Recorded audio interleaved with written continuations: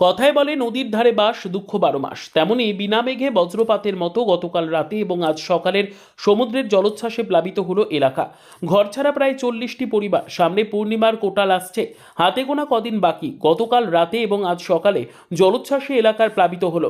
গোবর্ধনপুর এলাকায় গত কয়েক মাসে বঙ্গোপসাগর উপকূলবর্তী এলাকার নদীবাঁধ প্রায় হাফ কিলোমিটারের বেশি ভেঙে এলাকা প্লাবিত হয়েছিল। খবর পেয়ে পাথর প্রতিমার বিধায়ক ভূমিপুত্র সমীর কুমার জানা এবং প্রশাসনিক ব্যক্তিরা ঘটনাস্থলে চলে যান।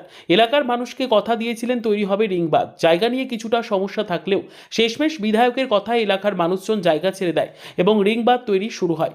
এলাকার মানুষ ভরসা পায় বিধায়ক সমীর কুমার জানার উদ্যোগকে। সবাই ধন্যবাদ জানান, কিন্তু সেই বাঁধ উপচে এলাকা প্লাবিত হবে সেটা জানা ছিল না গোবর্ধনপুরবাসীর। গতকাল রাতে হঠাৎ করে দেখা যায় পুরনো নদী বাঁধ সম্পূর্ণ বিলীন হয়ে যায়। সমুদ্রের জলোচ্ছ্বাস দেখে আতঙ্কিত হয়ে পড়ে মানুষ।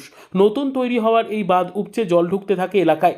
এই সময় জলের সমুদ্রের এমন ভয়ঙ্কর মূর্তি কোনোদিন দেখেনি এলাকার মানুষ।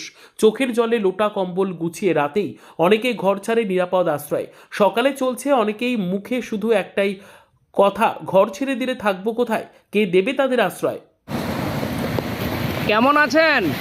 ভালো নেই। আমরা এই রাস পূর্ণিমার কোটালে আমাদের গোটা জলোচ্ছ্বাস হয়ে গেছে, তাই আমাদের 40টা ফ্যামিলি আমাদের জলের তলায় আছি। এখন যে কোনো মুহূর্তে আমাদের সুনামি হয়ে আমাদের বার করে নিয়ে চলে যেতে পারে। সরকার এর জন্য কোনো ব্যবস্থা করে না।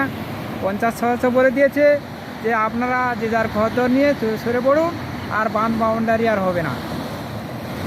এই গোবর্ধনপুরে আপনি কতদিন বসবাস করছেন? কতদিন ধরে আছেন এখানে? আমার বাপ ঠাকুরটা যতদিন আছে, আমরা যতদিন থেকে এসেছে, আমরা ততদিন থেকে। আপনার নাম? সনকা গুড়িয়া। এই যে নদীবাঁধ ভেঙে যাচ্ছে, আপনারা কেমন আছেন?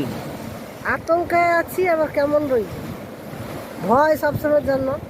এই তো জলে বাড়ি ঘর সব তো ডুবে গেল। সরকার কোনো ব্যবস্থা নেয়নি? না, সরকার কোনো ব্যবস্থা নেয়নি। আর পঞ্চায়েত করে এবার যে যার রাস্তা দেখবে।